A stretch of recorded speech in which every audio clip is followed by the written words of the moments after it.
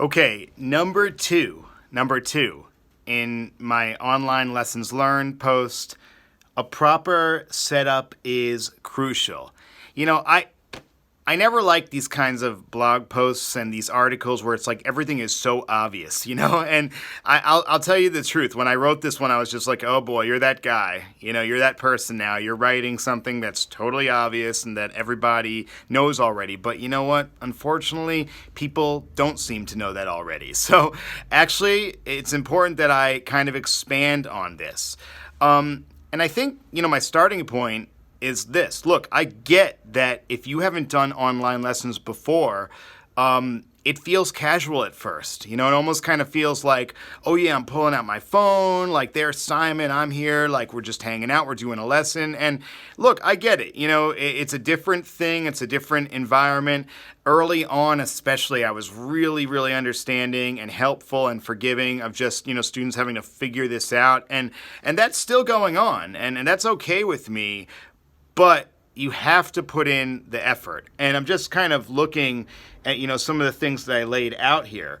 A clear visual presentation.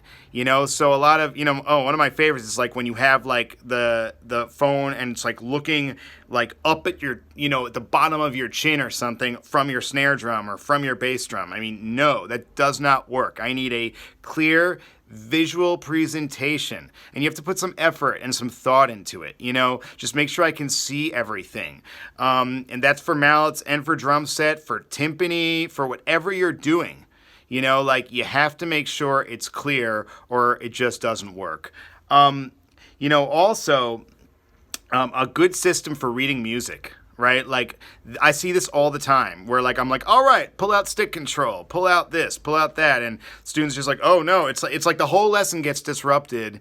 They have to take the music, find a place to put it. It falls down 17 times. Meanwhile, I'm sitting there for like 3 minutes just like, dude, you're paying for this time.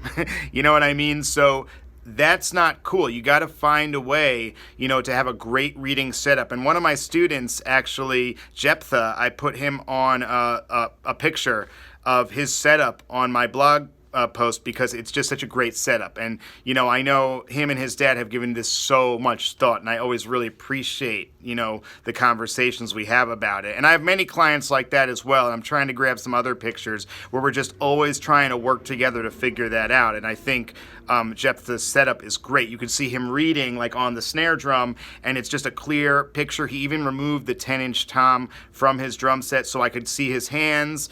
And it's, again, if you put the effort in, it's fine. There's in many cases, there's not really even right or wrong. Everyone has a different setup. You just have to find a way to make it work and put the effort in and sort of get over this idea that this is sort of online and it's casual and, we're waiting for everything to return to normal and it doesn't matter. It does matter. This is your time and I want you to get better. And that's it. You should want to get better. Set it up right, And then I think that, without being redundant, but you're going to hear me be redundant because I have to say this, which is, if you're not able to be self-sufficient, if you're not able to give this some thought, take a little bit of time. I'm not asking you to buy anything.